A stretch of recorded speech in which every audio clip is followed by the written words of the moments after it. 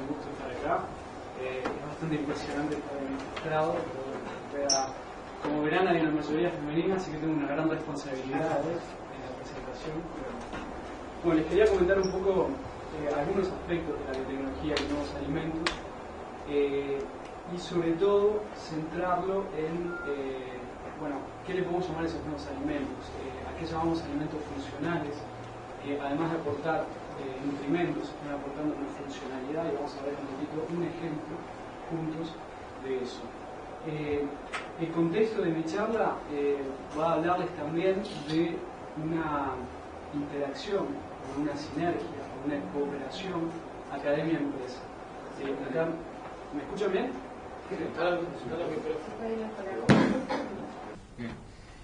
Bueno, como les decía, les voy a dar un ejemplo de cooperación o de interacción entre un instituto académico como el Instituto Pasteur de Montevideo y una empresa, en este caso Danone Research, que es la sección de I+D, de investigación y desarrollo de Danone a nivel mundial, y que está ubicada en un centro de investigaciones en Francia. Entonces, de alguna manera les voy a contar cómo, desde el punto de vista de la biotecnología, una empresa muchas veces tiene problemas científicos, necesidades que van a impactar en su cadena de producción, y que muchas veces esos problemas o esas preguntas desde el punto de vista científico se pueden resolver y se puede generar una cooperación de esta manera. Bien, antes que nada y muy brevemente, desde el punto de vista de la biotecnología, o de lo que podemos llamar biotecnología, hoy vamos a hablar de un aspecto de la biotecnología que es bastante especial, que es bastante particular, que es el que está orientado a la alimentación. La biotecnología la podemos definir, bueno, han habido muchas definiciones, pero de manera muy básica como un proceso de manufactura en donde tenemos una materia prima, a ver si esto funciona, ahí está. Una materia prima, existe una conversión biológica, es decir, que la fábrica que va a trabajar sobre esa materia prima puede ser una célula, puede ser un sistema vivo, y un resultado, es decir, una producción. Muchas veces ustedes habrán visto los fermentadores, porque básicamente esos sistemas vivos se hacen multiplicar en determinadas condiciones muy específicas, con un estudio termodinámico muy importante, etc. Y también en ese fenómeno de producción lo que tenemos que tener en cuenta es que el impacto de la ingeniería genética, sobre todo a partir de los años 60, ha tenido un impacto muy fuerte, porque esas fábricas vivas se pueden de alguna manera modificar. Hoy, desde el punto de vista genético, hoy no les voy a hablar de transgénicos y no les voy a hablar de ningún tipo de aplicación de ingeniería genética que pueda tener un impacto o una aplicación sobre la alimentación. Hoy les voy a hablar de nuevos alimentos, pero desde otro enfoque. Lo que quiero que tengan en mente es que desde el punto de vista de la biotecnología tenemos materias primas que son relativamente baratas y fenómenos de productividad que son muy eficaces. Es decir, en un fermentador podemos producir muchísimas cantidades del producto que nosotros queremos diseñar o producir. Desde el punto de vista de la disciplina biotecnológica, esto es algo del cual voy a volver a hablar más adelante en la presentación, pero la biotecnología es una disciplina particular porque tiene la característica de ser pluridisciplinaria y transversal. Quiere decir que hablamos de bioquímica, hablamos de biología, hablamos de termodinámica, de biofísica, y todas esas disciplinas, si bien uno no tiene que ser de repente un experto en cada una de ellas, es muy importante ser transversal y poder integrar, como decía recién, problemas específicos que tocan a algunas de esas disciplinas. Esto es algo que en el ejemplo que les voy a dar, que concierne a una interacción academia-empresa, es muy importante. Pero además, como características de la biotecnología, tenemos el problema o el factor más importante, es que el conocimiento es el factor que es realmente integrativo de todo eso, pero a la vez limitante. ¿Qué quiere decir esto? Que el que sepa resolver problemas integrando esas diferentes disciplinas es el que va a tener una ventaja competitiva. De ahí la importancia de licenciaturas como la licenciatura en biotecnología, que va a poder integrar diferentes disciplinas. Y por último, lo que es muy importante es el hecho de decir que la biotecnología es también un negocio. Estamos hablando de tecnología y de producción, para poder vender un producto al final. Entonces hay que también saber integrar aspectos que están relacionados con el mercado global. Hoy en día una empresa empieza a jugar directamente a partir del momento que quiere vender un producto en un mercado globalizado. Eso quiere decir que, recién vieron en las presentaciones, nosotros estamos trabajando desde el Instituto Pasteur de Montevideo con una empresa francesa, con empresas españolas, etcétera, y estamos actuando de una manera globalizada. Bueno, hay que integrar también esos aspectos. Entonces, en definitiva, ese círculo virtuoso que es la biotecnología es el que va a permitir aportar innovación y sobre todo impacto económico, aumento de valor agregado en sectores productivos. En este caso les voy a hablar específicamente de la alimentación. Entonces, nuevos alimentos. Para darles un poquito un marco de lo que podemos entender por estos nuevos alimentos, podemos hablar de alimentos funcionales. Los alimentos funcionales, como les decía al principio, es además de aportar los aportes nutritivos necesarios o característicos de un alimento, pueden aportar una funcionalidad, es decir, pueden aportar un efecto que va a tener un impacto sobre el metabolismo humano, sobre procesos de digestión, procesos de transformación, etc.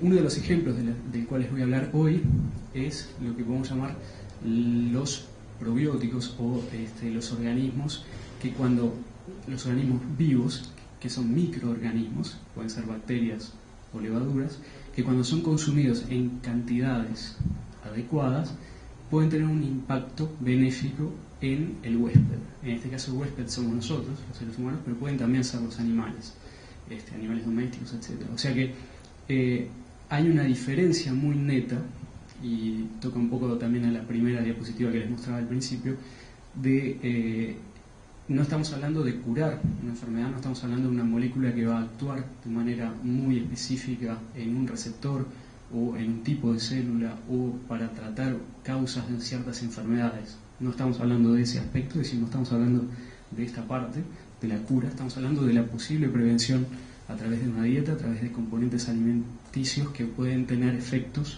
benéficos. Esa es la primera diferencia importante. La otra cosa que les quería decir también con respecto a los probióticos es que, bueno, si bien no hay una cura, hay una funcionalidad. Y eso trae problemas, que son problemas más que nada ligados a esta definición y que son muy importantes a nivel de, por ejemplo, todo lo que concierne a las autoridades públicas, que tienen que definir marcos regulatorios para saber qué es lo que se puede decir sobre un producto alimentario que tenga un efecto o no. Entonces, desde el punto de vista del marco regulatorio, es muy importante saber que en este límite, que es un poco difuso, entre la actividad que pueda tener una droga, un medicamento, y la actividad que pueda tener un alimento, muchas veces no sé si oyeron hablar del término alicamentos, en Francia es bastante famoso. Es importante entonces tener en cuenta que esa funcionalidad no está dentro de los mismos parámetros de la funcionalidad, por ejemplo, de la farmacia. Bien, otra de las cosas que también son importantes es que esta funcionalidad o este efecto que va a tener importante sobre el organismo humano se enmarca dentro de una dieta, es decir, que nosotros no vamos a comer un solo tipo de alimentos. Es decir, si nosotros hablamos, por ejemplo, de alimentos fermentados, de leches fermentadas, de yogures, en este caso, como les voy a hablar del caso de Danone más adelante, bueno, nosotros no solamente estamos comiendo yogures, estamos también teniendo aportes en nuestra vida cotidiana que también tenemos que incluir dentro de la integración de disciplinas que yo les comentaba al principio. Bien, entonces este es un poco el marco que yo les planteo para los nuevos alimentos. El hecho de que la frontera, como les decía, entre la funcionalidad y la farmacia, es decir, el efecto directamente de una droga sobre un problema, una enfermedad, etc., el hecho de que esa frontera no esté muy clara determina que desde el punto de vista regulatorio, por lo menos a nivel europeo hoy en día, hay una agencia europea de seguridad alimentaria que está imponiéndonos parámetros muy importantes, estrictos, en el que si nosotros decimos que un producto alimentario o clamamos que un producto alimentario tiene un efecto, lo tenemos que probar. Y ahí, en ese contexto, es donde la colaboración con científicos, con el mundo académico, es extremadamente importante para una empresa. Porque una empresa muchas veces está ocupada o está destinada a producir esos alimentos, pero no necesariamente va a tener todas las capacidades para poder definir la funcionalidad de esos alimentos. Entonces ahí la importancia de decir, bueno, si yo me junto con científicos que saben estudiar esa funcionalidad, que saben estudiar, por ejemplo, la interacción que puede haber entre lo que comemos y nuestras células, todo el mundo gana. Entonces les voy a dar un ejemplo hoy. Bien, este es el centro de investigaciones que yo les decía al principio de Danone, lo que se llama Danone Research, o también el centro antiguamente llamado Vitapol. Como ven, es muy bucólico y muy lindo, pero bueno, hay una hora de metro desde París para llegar hasta ahí, o sea que en la cotidiana no es tan fácil. Y bueno, y es un centro donde trabajan aproximadamente 600 personas y en donde lo que les mencionaba antes con respecto a la pluridisciplinaridad se da ahí adentro, porque hay gente que estudia desde, por ejemplo, el packaging o los paquetes que se les van a poner a los yogures, la fuerza que hay que hacer para abrir un yogur, que eso es muy importante. Por ejemplo, cuando uno es un niño o cuando los niños tienen menos fuerza, entonces qué tipo de pegamento se le tiene que poner al borde del pote, que puede parecer muy sencillo pero no lo es, hasta gente como yo que estudiaba la biología celular de las bacterias que hay. Ustedes saben que el yogur está formado por bacterias, entonces adentro del yogur están coexistiendo y están vivas una serie de bacterias. Y bueno, ¿qué efecto va a tener o qué funcionalidad puede tener cuando uno las come? Bien, bueno, estos son simplemente para decirles que es una empresa alimentaria, Danone, pero que no solamente hace yogures. Los yogures es una de las partes más importantes del negocio. Recién hablamos en biotecnología, hablamos de negocios. Bueno, es una de las partes más importantes, con una facturación de más de 8.000 millones de euros en todo el mundo, obviamente, ¿no? Es una empresa multinacional. Pero lo que es importante es que no solamente se hace eso, se hacen también bebidas, alimentación para bebés y alimentación para pacientes que están internados, por ejemplo, y que necesitan un aporte nutritivo un poco especial, un poco más específico, ¿no? ¿Y por qué les menciono esto? Les menciono esto porque el contexto en donde estamos trabajando para, por ejemplo, determinar la funcionalidad de un producto alimentario también se ve ayudado por gente que tenga capacidades o que esté en otros marcos o en otros mercados que nos puedan aportar también información muy importante a ese nivel. Bien, ¿cómo entra entonces el Instituto Pasteur en juego y la cooperación academia-empresa, cómo entra en juego en este esquema? Bueno, acá tienen el Instituto Pasteur, como verán el cielo es mucho más azul que en la foto de Francia, y eso sí puedo asegurar que es verdad. Y bueno, y como les decía antes, la empresa está necesitando una serie de informaciones relativas a la funcionalidad de alimentos. En el instituto hay capacidades tecnológicas y hay una infraestructura que nos permite, a través de un contrato de colaboración, un contrato de cooperación con la empresa, poder responder a una serie de preguntas. ¿Cuáles son esas capacidades? Bueno, en primer lugar, el instituto es un instituto joven, no sé si saben, pero el instituto se inauguró en diciembre del 2006. Hay un campus. ¿Qué quiere decir un campus? Es decir, hay jóvenes científicos más seniors, que tienen diferentes backgrounds, es decir, diferentes trayectorias científicas, que eso genera una pluridisciplinariedad. En este caso es académica, pero también es muy importante para aportar respuestas a ciertas preguntas, ¿no? Por otro lado, hay una infraestructura y plataformas tecnológicas que son de muy alto nivel y de última generación. Entonces, eso también es un elemento que es muy importante a tener en cuenta para la capacidad de respuesta. Además, la apuesta que se hizo de esta infraestructura es una apuesta a largo plazo, en el sentido de que se creó en el instituto un centro de enseñanza, es decir, que la gente que va a saber utilizar esos aparatos se va a formar y va a seguir avanzando en la utilización de esos aparatos. No es una fotografía puntual. Y por último, otro de los ejes fundacionales del instituto es el desarrollo integrado de proyectos biotecnológicos, es decir, proyectos que puedan responder a una serie de criterios, como los que les mencionaba anteriormente, a nivel del conocimiento, a nivel de la pluridisciplinaridad y a nivel de un mercado global. Entonces, esto es simplemente para darles una visión integrada de las diferentes capacidades tecnológicas. Lo que es importante tener en cuenta acá no es tanto la capacidad de tener análisis proteómicos por un lado, de tener experimentación animal por el otro, de poder secuenciar ADN o de poder hacer biología celular, sino lo más interesante es disponer de un instituto que tenga en el mismo lugar la integración de todas estas capacidades. Entonces, evidentemente, cuando una empresa, en este caso como Danone, necesita responder una serie de preguntas muy específicas de la funcionalidad de alimentos, este tipo de ventajas competitivas es muy interesante.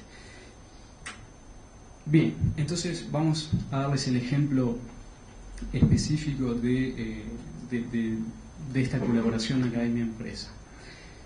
En primer lugar, no sé si ustedes sabían, pero nosotros somos todos unas especies de containers o de contenedores de bacterias. Quiere decir que en nuestro organismo tenemos varios ecosistemas, sobre todo localizados en las mucosas. ¿Qué quiere decir esto? Quiere decir que en realidad tenemos 10 veces más bacterias que células nuestras. No sé si todo el mundo conoce lo que es una bacteria o no. Una bacteria es un organismo unicelular que es microorganismo, es decir, que tiene un tamaño muy, muy chiquitito, del orden de 1 a 3 a 4 micrones. Y esas bacterias son muy sencillas, porque tienen una información genética que no está localizada en un núcleo, sino que está difuso dentro del propio citoplasma de la célula. Pero lo que es interesante es que tienen una capacidad de adaptación extremadamente importante. Entonces eso la hicieron un poco como las vencedoras, de alguna manera, de la evolución. Muchas veces uno piensa que en la evolución hay que ser más complejo para ganar más nichos y hábitats, y en realidad es al revés. Si tiene la posibilidad de leer a un excelente paleontólogo que falleció recientemente, que se llama Stephen Jay Gould, justamente él mencionaba la capacidad que tienen las bacterias de poder adaptarse y de poder ganar diferentes nichos. Bueno, uno de esos nichos es nuestro intestino. El intestino nuestro es como si fuera un tubo, ¿no? Que empieza en la boca y termina, ya saben dónde. Y bueno, y ese intestino... Bueno saber. Profesor. Bueno, entonces, en ese intestino podemos encontrar, sobre todo a nivel de la mucosa intestinal, que es las paredes del tubo en donde van a dar los intercambios entre lo que nosotros comemos y nuestro propio organismo. En algunos lugares de ese tubo se van a localizar muchas bacterias. Y como ven acá, sobre todo a este nivel, aquí, a nivel del colon específicamente, es donde, por ahora, de acuerdo a lo que conocemos, se localizan la mayor cantidad de bacterias por gramo localizada en el lugar. ¿Por qué les hablo de esto? No sé si oyeron hablar, pero esto básicamente se lo conoce como la microbiota o la flora intestinal. Y seguramente a ustedes les pasó de viajar o de comer algún alimento en mal estado y de tener fenómenos de diarrea o de tener dolor de barriga, etc. Bueno, eso está muy relacionado con las poblaciones bacterianas que están viviendo con nosotros. ¿Y por qué? Porque estamos hablando de un ecosistema, estamos hablando de un equilibrio poblacional. Y hay algunas poblaciones que conocemos, muchas poblaciones que aún desconocemos, y sobre todo muchas de estas poblaciones bacterianas, estamos hablando de 10 a la 14 unidades de bacterias por gramo, eso es muchísima cantidad, miles de millones. Muchas de estas bacterias no las podemos cultivar, es decir, nosotros no las podemos sacar de ahí y estudiarlas en un laboratorio. Entonces tenemos que idear mecanismos un poco más indirectos para estudiarlas. Bien, entonces en el intestino nosotros vamos a tener entonces estos ecosistemas, estos diferentes hábitats que están viviendo con nosotros. Lo que es interesante es que esa vida que tienen es una especie de vida simbiótica. ¿Qué quiere decir? Que las bacterias se encuentran en un lugar interesante para ellas porque van a recibir alimentos, por ejemplo, que no van a tener en otros nichos o en otros hábitats, y a la vez nosotros nos beneficiamos de su presencia porque ellas van a poder transformar alimentos que nosotros no sabríamos transformar, van a poder también educar de alguna manera a nuestro sistema inmune. Tengan en cuenta que a lo largo de todo el intestino tenemos aproximadamente 70% de nuestras células inmunes, es decir, que están implicadas en fenómenos inmunitarios, ya sea de presentación de antígenos o ese tipo de cosas, ligadas al intestino, muy cercanas al intestino, y hay otras funciones de esta flora intestinal que nosotros todavía no conocemos, es decir, cuando digo nosotros a nivel del mundo científico, que se están explorando. Por ejemplo, hoy sabemos que los equilibrios de poblaciones de esas bacterias en personas que son obesas no son los mismos que en personas que no lo son. O las personas que tienen inflamaciones crónicas del intestino tienen poblaciones o ecosistemas bacterianos que son diferentes de las personas que no tienen esas inflamaciones. Entonces lo que no sabemos todavía es cuál es la causa y cuál es el efecto de esto, pero lo que sí sabemos es que hay una relación muy importante. Pero puede ser lo de la flora aeróbica y anaeróbica. Sí, eso. Sí. Algunas de estas bacterias son aeróbicas, otras son anaeróbicas. Todo depende de dónde se localicen. Y en algunos lugares tienen oxígeno y en otros no. Las que tienen oxígeno desarrollaron capacidades de poder convivir con ese oxígeno. Pero como les decía antes, en el intestino hay muchos intestinos. Pero a lo que quiero ir ahora es al hecho de decir que, bueno, que lo que comemos va a entrar en ese ecosistema. Entonces es totalmente válido preguntarse, bueno, qué efecto va a tener lo que uno come dentro de ese ecosistema en primer lugar, y en segundo lugar, cómo va a acceder a entrar en contacto con nuestras células y poder tener un efecto funcional, como les decíamos al principio. Bien, entonces en primer lugar eso. En segundo lugar, bueno, esa flora que está viviendo en nuestro intestino, como les decía antes, hay muchas poblaciones. Entonces, si nosotros comemos algo, vamos a poder influenciar el crecimiento de algunas poblaciones sobre otras poblaciones. Y eso sí lo podemos estudiar, por lo menos en algunos casos, como el caso de los lactobacilos, el caso de las bifidobacterias, que son individuos bacterianos, son tipos de bacterias que conocemos un poquito mejor, lo podemos estudiar en un laboratorio. ¿Okay? Bien, cuando les decía, por ejemplo, los episodios de diarrea y todo eso, es básicamente cuando esa flora intestinal es destruida, ya sea por el hecho de que hayamos comido alimentos que contengan bacterias de alguna manera malas que destruyen a las otras, o por algún tratamiento de antibióticos que podamos haber tenido, que también va a matar algunas de esas bacterias. Entonces se generan desequilibrios en ese ecosistema que pueden tener consecuencias como ese. Lo que les quiero comentar hoy es que la interacción, el contacto que va a haber entre esas bacterias que están en ese ecosistema, que tienen muchas funciones que conocemos y otras funciones que todavía no conocemos, es muy íntimo. Es decir, que las bacterias y nuestras células, cuando están viviendo en ese ecosistema, pueden entrar en contacto de manera muy íntima. Cuando digo muy íntima es que se tocan, que hay receptores de nuestro sistema inmune, por ejemplo, que van a reconocer a algunas bacterias y otras no. Y lo que es importante es que lo que queremos saber nosotros como científicos es qué es lo que hace, en definitiva, que nuestro organismo reconozca algunas bacterias como buenas, es decir, como las que van a poder reconstruir un equilibrio en el ecosistema bacteriano de la flora, y otras bacterias como malas y que van a producir, por ejemplo, diarreas.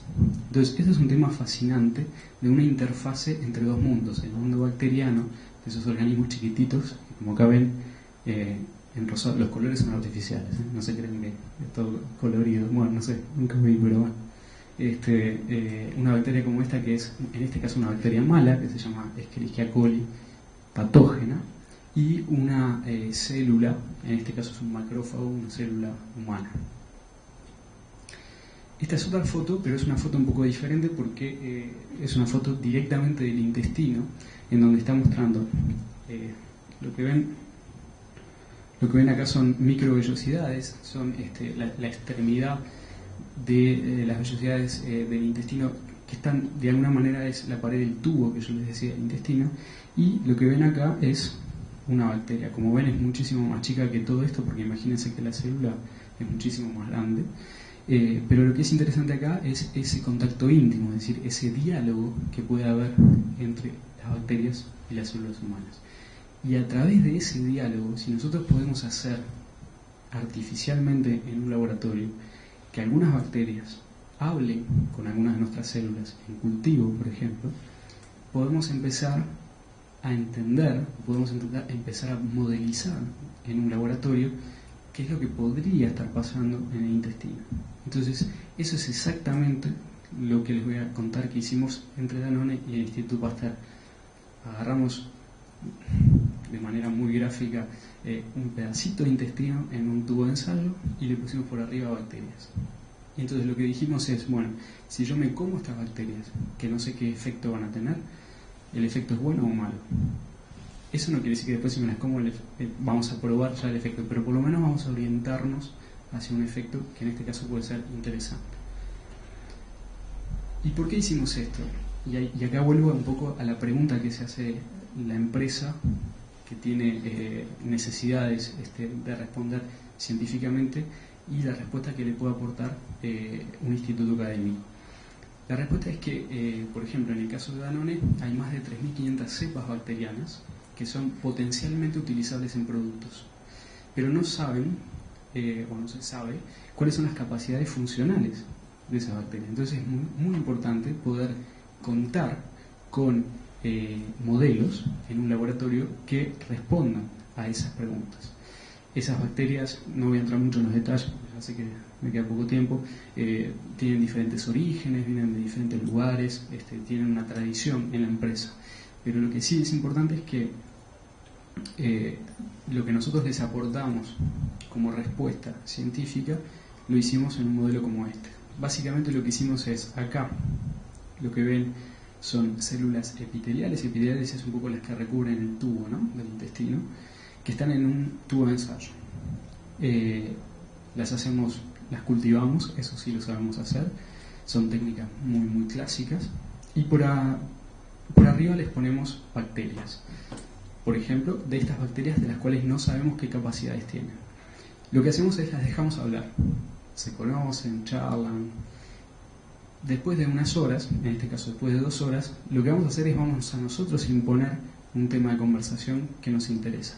En este caso, por ejemplo, la inflamación. Recién les hablaba de inflamaciones, ecosistemas y todo eso. Bueno, hacemos una estimulación inflamatoria. Y lo que medimos es en qué medida el hecho de haber estado en contacto con esas bacterias fue positivo o no. Es decir, ¿tiene un efecto funcional o no? Para ser claro, y no se preocupen por un poco los términos NF-κB y L8, básicamente lo que nosotros hicimos es activar alarmas del sistema de respuesta inflamatoria de nuestro intestino artificialmente, y lo que vimos es cómo se modulan esas alarmas por las bacterias. Evidentemente la cantidad de bacterias que ponemos es lo más parecido posible a lo que llegaría en el intestino cuando nos la comemos. Entonces lo que es interesante acá es ver que las alarmas, para que sean eficaces, eficientes, tienen que prenderse en el buen momento y en el buen lugar. Si se prenden todo el tiempo no está bien, y si no se prenden del todo tampoco está bien. Entonces básicamente es cuál es la afinación que podemos tener, cómo se puede afinar ese sistema de alarmas. Y estableciendo modelos de este tipo, en este caso les muestro una foto de lo que es en realidad el tubo de ensayo que yo les decía. Eso es una foto al microscopio. Lo que ven acá es medio extraño, solo medio. Es una célula humana, y lo que ven acá encerrado es un Lactobacillus casei, por ejemplo, es un tipo de estas bacterias. Y esto de acá es la lectura biológica, la lectura de esos dos parámetros que no voy a entrar en los detalles. Una alarma es intracelular, otra alarma es extracelular, pero no importa. Lo que sí importa es que esas alarmas, de alguna manera, en presencia de la estimulación inflamatoria y en presencia de las bacterias, están como más afinadas, están como más prontas para actuar. Entonces, ¿qué pasa? Yo les decía recién que habían 3.500 cepas. Bueno, evidentemente hay muchísimo potencial de trabajo y hay se puede repetir este modelo, y ahí está la ventaja de modelizarlo y hacerlo en un laboratorio, que lo podemos repetir varias veces. Y entonces lo hicimos, por ejemplo, para 100 cepas diferentes, es decir, 100 individuos bacterianos que nosotros no sabemos si cuando nos lo comemos pueden tener un efecto o no. Entonces, acá les muestro el resultado de esa caracterización o categorización de esas 100 cepas diferentes, y evidentemente las cepas que están por acá son las que más nos van a interesar porque son las más antiinflamatorias, es decir, son las que mejor van a preparar nuestro sistema de alarmas cuando las comemos. Ahora bien, esta es mi última diapositiva. Lo que yo les conté recién fue un ejemplo de un modelo sobre una pregunta. Como les dije recién, estamos hablando de dieta alimentaria y estamos hablando de productos alimentarios. Eso quiere decir que, bueno, no importa. Una cosa es el efecto biológico que nosotros estamos buscando, es decir, el efecto funcional de una bacteria, y otra cosa es que ese efecto esté mantenido en un producto alimentario y que además ese producto esté bueno para comer, sea bueno, sea rico. Que les puede parecer gracioso, pero en realidad es muy importante, porque como científico yo no solamente tengo que responder al problema de que tiene que tener una funcionalidad, sino que además esa funcionalidad tiene que ser compatible primero con un proceso industrial. En la primera slide yo les mostraba fermentadores. Bueno, evidentemente, imagínense una empresa como Danone que vende yogures en todo el mundo, va a fermentar en 100.000 litros. Entonces, fermentar 100.000 litros, ese tipo de bacterias, ¿se va a mantener esa funcionalidad? Y eso es algo que hay que resolver. Es otro problema y lo tiene que hacer otra gente, no lo vamos a hacer nosotros. Pero además tiene que estar bueno, ¿no? Sí, tiene que ser rico, tenemos que poder comerlo. Como estos aspectos hay otros. Por ejemplo, en un yogur no hay una sola bacteria, hay muchas bacterias. Entonces hay que entender cuál es la mejor combinación, el mejor cóctel posible para tener una funcionalidad. Y como estos aspectos, hay otros aspectos, de los cuales no voy a entrar mucho. Bien, básicamente el mensaje que les quería dar es, la biotecnología de los nuevos alimentos es fascinante, y como representa esta slide, esta diapositiva, es también fundamental poder integrar esa pluridisciplinaridad, que no solamente toca aspectos biológicos, sino que toca aspectos de negocios, aspectos industriales y aspectos más relacionados con la cultura, ¿no? La idiosincrasia de las diferentes dietas. Así que con esto los voy a dejar y les agradezco por la atención.